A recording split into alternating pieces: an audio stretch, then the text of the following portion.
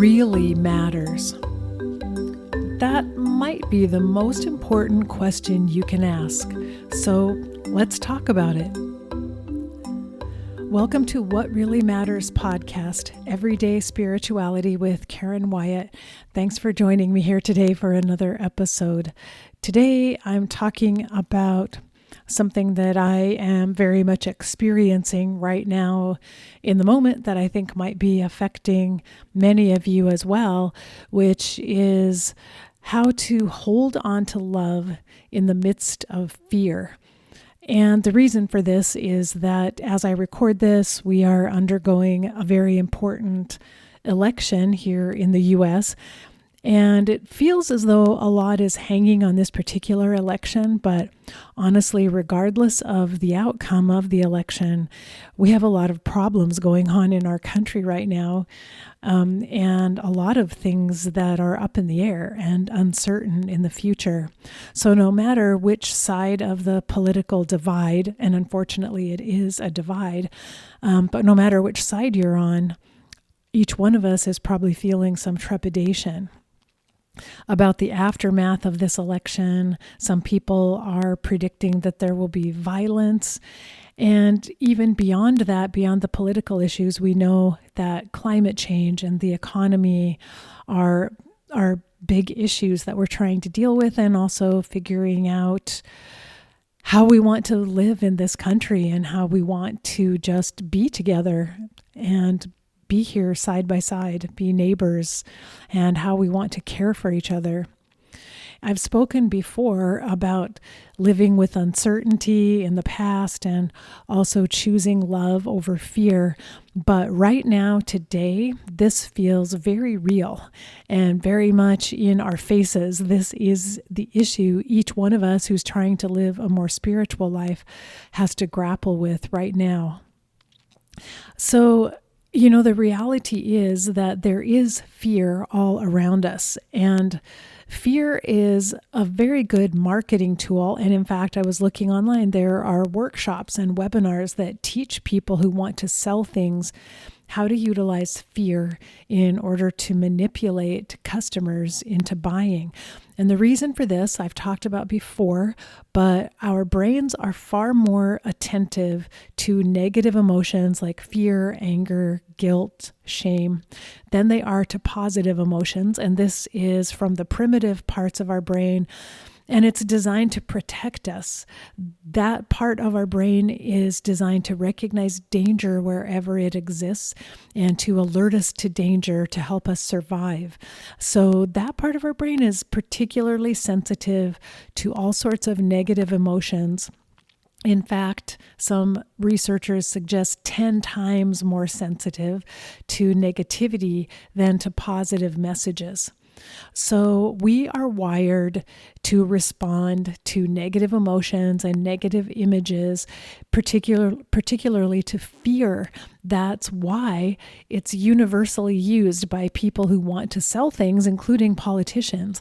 To get people to take action, you make them feel afraid, and they will listen to you and they will do what you tell them. And we really are, in some ways, victims of our own primitive brains, our lower consciousness, unless we develop our higher consciousness and can act and behave from our higher selves instead of our lower primitive brain. And that is the essence of everything I'm working on spiritually.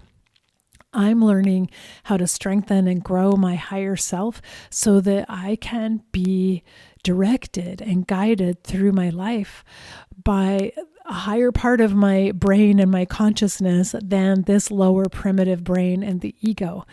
And so this is the essence of my book, The Journey from Ego to Soul, as well. So we will always be susceptible to fear. Other people will be able to manipulate us using fear until we can strengthen our higher consciousness enough to the point where we can hear it and listen to it, and we can rely upon it when we are in times of uncertainty and times of fear. So I want to talk about how we can hold on to love, which has to be our higher consciousness. The ego doesn't really care about love. So our higher consciousness focusing on love, even though there is hatred and anger around us, bitterness, divisiveness, and fear all around us. And one thing that I do, I call on the certain mentors that I've found for my life that show me how to live in uncertain, frightening times. And I use the wisdom that they have taught about living through the experiences they've had in their own lives. And two of them I'll talk about a little bit and read some quotes from are Nelson Mandela and Viktor Frankl. And so Nelson Mandela, you may realize, was imprisoned in South Africa for 27 years for his political beliefs being against apartheid. And he spent that time while he was in prison writing his book, Long Walk to Freedom.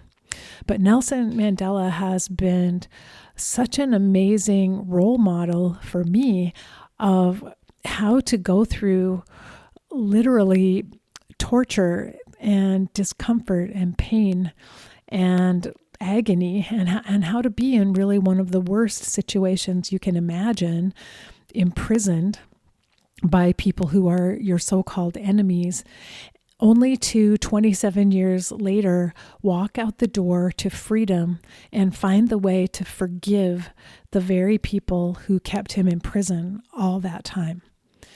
And I'm in awe of that, and I think it's really beautiful. And obviously, he couldn't have found his way to forgiveness on that first day of his freedom if he hadn't been working on that for a long time. So I believe he used his time in prison to really grow his consciousness and to work on these spiritual issues. But he said, as I walked out the door toward the gate that would lead to my freedom, I knew if I didn't leave my bitterness and hatred behind, I'd still be in prison. And that's such a wise statement, that when we do hold on to anger and bitterness and even our fear, we end up making prisoners of ourselves, trapping ourselves within those negative emotions. And we need to learn how to let go of them in order to get to that place of love. And so another quote from Nelson Mandela, he said, I am fundamentally an optimist. Whether that comes from nature or nurture, I cannot say. Part of being optimistic is keeping one's head pointed toward the sun, one's feet moving forward. There were many dark moments when my faith in humanity was sorely tested, but I would not and could not give myself up to despair. That way lays defeat and death. And I talked about this once before, how to not tumble into despair when things go wrong and when we're frightened about the possibilities for the future. How do we keep ourselves facing the sun and taking one step forward? And I love that imagery. And I love the idea of keeping ourselves as much as possible in a more optimistic state instead of giving in to that primitive parts of our brain that is constantly looking for negativity and constantly focusing on it. How can we stay balanced in the moment and utilize our higher consciousness, our higher wisdom, the spiritual tools that we've learned to keep ourselves always facing the sun and moving forward, not denying or repressing the fear and the negative emotions that exist for us, but learning how we can live with them and not be controlled by them and not be imprisoned by the ego and by our lower mind. So these quotes I read from Nelson Mandela and just having read his book, Long Walk to Freedom, have really informed me that it's possible to go through a horrible time. And the fears I have in my head about what could happen in the future may not even be as bad as what Nelson Mandela had to live through. And yet he survived it, and he came through it, in fact, an amazing, beautiful, better person than he may have been when he entered prison. And so no matter how dire the circumstances are that befall us, there is a way that we can continue to face the sun and continue to take even the tiniest steps forward. And Nelson Mandela has shown us that. So I use that as inspiration for myself when I'm looking ahead at what is going to happen over the next week. What are we facing? How might life change for us? And then my next mentor that I think about a lot and talk about a lot is Viktor Frankl. And you may know his story that he was a psychiatrist who was in a concentration camp during World War II. And he served as a doctor for the clinic of other prisoners in the concentration camp and took care of many people as they were dying in the clinic. And he wrote his book, Man's Search for Meaning, about the things that he learned by observing other prisoners in the concentration camp. And he came up with something called logotherapy, which he used in his work afterwards because he obviously survived himself. And logotherapy, which is actually meaning therapy. And he talks about the importance of finding meaning in life in every single thing that we experience. So he said the people who survived the concentration camp were people who were able to find some sort of meaning, any sort of meaning in the suffering they were experiencing. And he himself found meaning in caring for other prisoners, in helping to give them some kind of comfort at the end of life, and listening to their stories, and then just envisioning a way to learn these lessons and learn these messages and share them with other people someday when he was on the other side of this concentration camp. So he came up with a quote saying that the salvation of man is through love and in love. He concluded that the most important thing that anyone can focus on, and he learned this again from the other prisoners in the concentration camp, is love. Love is the thing that can carry us through even the darkest days, the deepest, most painful suffering that we could encounter. And I believe that's what Nelson Mandela was talking about as well. He remained in a state of love in order to find a way to forgive his captors when he was released from prison. So my goal for myself during all of these days is to continue to remain as much as possible in a state of love. And I realize as we talk about love, sometimes we might even be wondering what exactly is love. And I can talk a little bit about what I experience when I feel I'm in a state of love and what love feels like to me during those times. And so I've thought of a number of different words and phrases that describe how I would say love feels to me when I'm embodying it, when I'm carrying it, when I'm transmitting it. And first of all, the first word that comes to me is light. Love feels like this soft, amazing, beautiful light that is all around me, but also infuses me. It's throughout my body. I carry it in my heart, but it's in every cell. It's like this beautiful light energy, not a harsh, piercing light. It's a soft, warm, and beautiful light. But at the same time, it's a light that brings clarity. It's a light that shines within the darkness so that I can see things much more clearly when I'm in that state and experiencing that light of love. For me also, though, love is a form of calm energy. And those two may sound like an oxymoron. Calm and energy may sound like opposites, but when I'm in a state of love, I feel calm deep inside of me, throughout me. I feel like I am infinitely calm and able to be observant, to see and take in everything without getting into a state of upset or disarray. I can remain steady and calm throughout it. And yet, it is also a state of being energized to a certain extent. So I'm calm, but calm with a sense of energy, potentiality, possibility that is also there at the same time. So it's not a calmness that causes me to become apathetic or drowsy. It's an energized calmness. Again, I understand that sounds like an oxymoron, but that's the only way that I can describe this feeling of calm energy that comes over me when I'm feeling this state of love.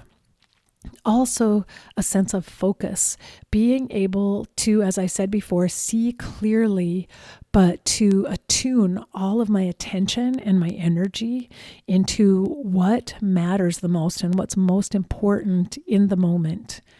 And so it's an ability to let go of everything else, the distractions and everything else that's swirling around me, and to focus in and see and attune with what is most important in this moment. So there's an attentiveness, but again, along with the attentiveness, a sense of relaxing into that attunement, relaxing into the connection. There's also a sense of knowing how to be present and how to hold space. So within this state of love, with the calmness, the stillness, the focus, the energy, there's also a sense of creating this vast, even infinite space, but it's still a container. It's a container that can hold whatever is happening around me, whatever is happening in the world, on this planet, in the universe, whatever is there, whatever else exists, I'm able to hold it in this vast container that this sense of love, divine love, I would say, creates for me. So it isn't just free floating and wild. In a sense, there is a sense of a container of some sort that is there holding all of this, holding it in the most beautiful, gentle, and yet strong way. There's a sense of strength in all of it. When I experience that I'm sending love to other people, it feels to me as two separate things radiating like rays of light and love coming from me, and also ripples or waves that are flowing out at the same time. And I can visualize that and see it in my mind, but I also have a visceral, embodied sense of that energy of just the rays and the ripples of love that are moving through me and out, into and out of me. And then one more word, the word soothing, comes to mind, that this love comes from beyond me and it is infinitely soothing. So the more I'm able to get myself into this state of higher consciousness where I experience the love, the more soothing it is to whatever distress is traveling through me as well. The more I allow the love to be present, the more it soothes whatever distress is there at the same time. So those are just the words that come to mind as a way of describing what I mean when I'm talking about love, when I'm talking about trying to be in that state of love. But, we've spoken about this before, that the opposite of love is fear. And when tremendous amounts of fear are present, it can be very difficult to get into that place of love, to remember love, to get myself back to that higher consciousness view and experience of divine love that is present, as I said before, around me, within me, through me. So part of the work here is to learn how to manage fear and how to experience the natural, normal fear that arises within us without being overcome by it, without being taken over and consumed by the fear. And one of the first things is to learn how to pause for just a second the moment the fear begins to arise, to be able to pause. Sometimes a deep breath or two can help to stop for just a moment because, as I said, the more primitive brain, lower consciousness, is always looking for that fear and ready to amplify it and ready to utilize it to control my behavior and my actions in the moment. But if I can stop for a second and pause with a deep breath, I can activate the relaxation response in my own body. I can tune in, I can improve my focus, I can make more space, and I can begin to let in this light of love that is also there at the same time. And gradually, as I said, it begins soothing the fear and the despair and whatever type of distress is beginning to arise in me. So that is part of the practice that I work on for myself as I'm learning how to be in a fearful world, how to live within fear with my own fearful thoughts and with the fearful things that I read in the news and on social media. How do I live with that without being overcome and overwhelmed by it? How can I get myself back to a state of love? So I wanted to continue on with the statement from Viktor Frankl that began, "The salvation of man is through love and in love." He's talking again about his experience with prisoners in the concentration camp. "I understood how a man who has nothing left in this world still may know bliss, be it only for a brief moment, in the contemplation of his beloved. In a position of utter desolation, when man cannot express himself in positive action, when his only achievement may consist in enduring his sufferings in the right way, an honorable way, in such a position, man can, through loving contemplation of the image he carries of his beloved, achieve fulfillment."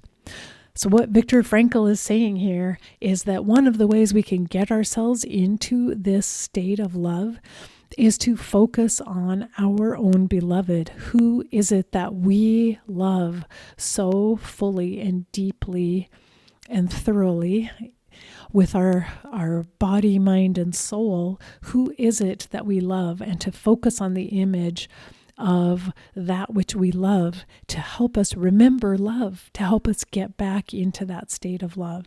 And so it seems clear to me that he witnessed that over and over again, that there were people in the concentration camp who were dying, who were being treated so brutally, but who were able to experience love and remember love over and over again by thinking of just the image of their beloved.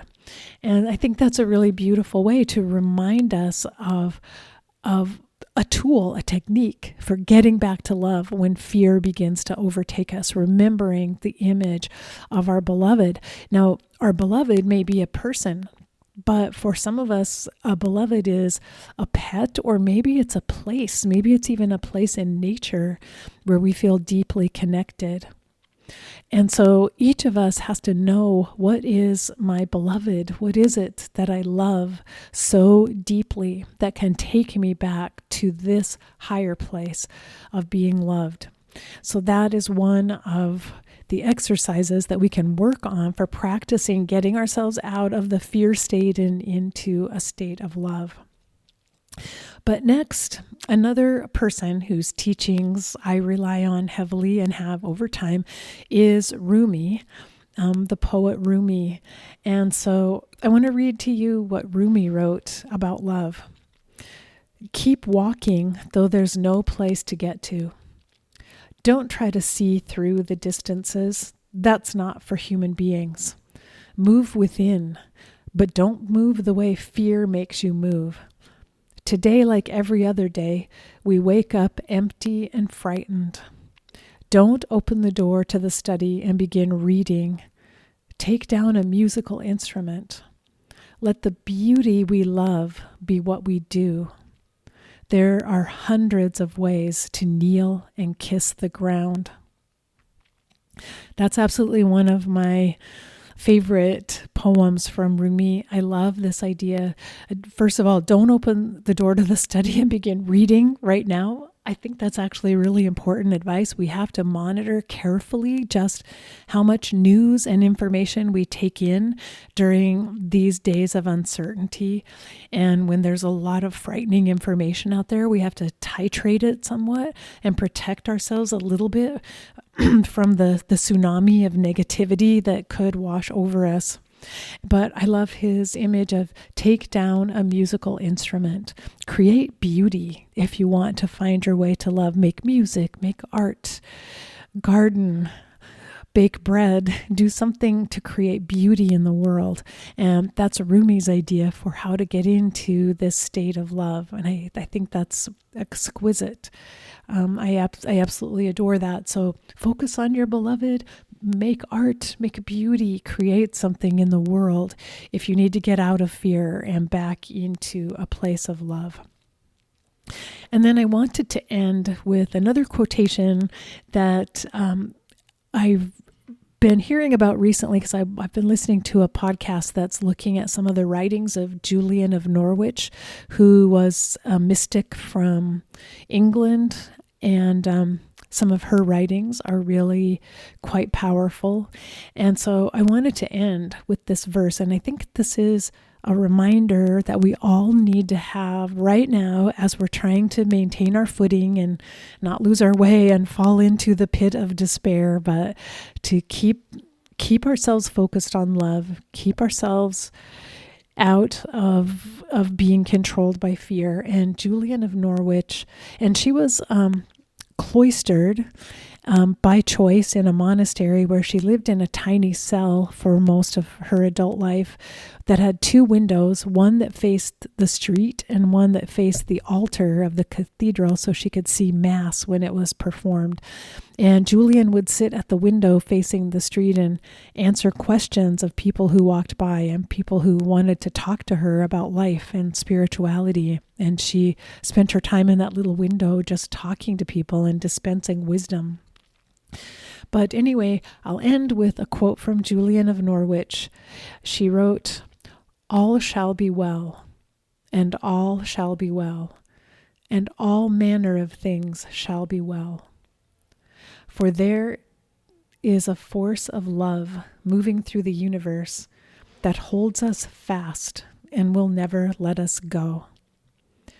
And that is my final reminder when we're struggling to find love within ourselves, to remember that love is a force that moves through the universe, so much bigger than us, so much more magnificent than we can even grasp or begin to understand. But love is this divine force, again, that's all around us and that actually is holding us even though we don't realize it most of the time.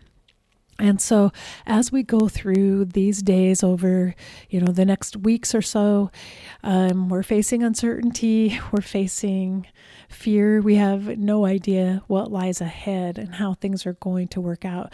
May we remember this. There is this divine force of love calling to us, holding us, drawing us toward love, even though, once again, our primitive brains are pulling us in the direction of fear.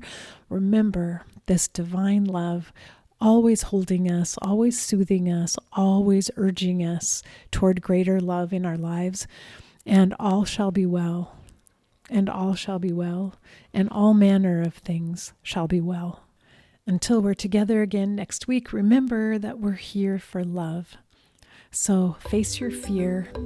Be ready for whatever life brings next. Who knows what it's going to be?